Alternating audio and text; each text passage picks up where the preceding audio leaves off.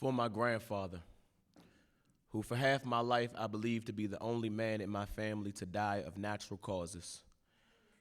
Recently, I learned that he died from a fatal yet preventable infection at his hospital. My grandfather's organs went silent because they completed its hymnal today.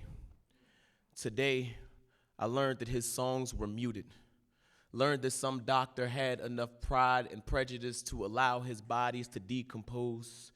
And just when I'm starting to think that white doves exist, I am told that another one of my blackbirds had their wings clipped.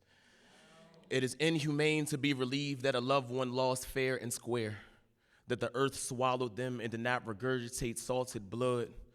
But y'all, I can't even have a candlelight without someone else's guns, nooses, or accidents showing up unannounced.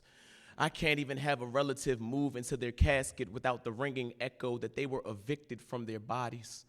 I pause. Death tries me early, holds the gun to my face and tells me it's time to accept my inheritance. It is now that I realize that we live in a country that believes in the Second Amendment more than second chances. It is now that I realize that as black people, we plead for our life with our palms, which is to say we beg for our breath with the whitest parts of our bodies.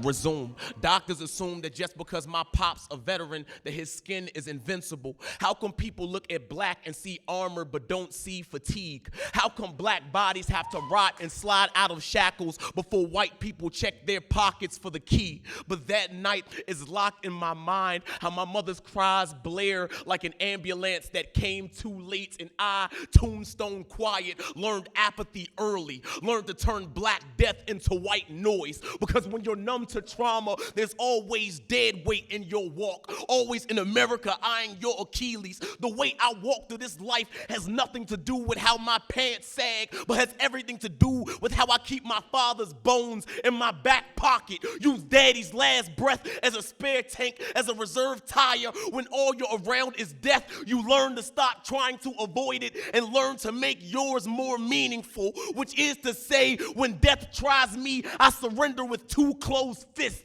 You are not taking my breath if I give it to the earth, so my promise to the dirt is a full feast. You will have my bones, my meat, my tomorrow, without the aftertaste of shell casings or supremacy. You will take me a complete answer.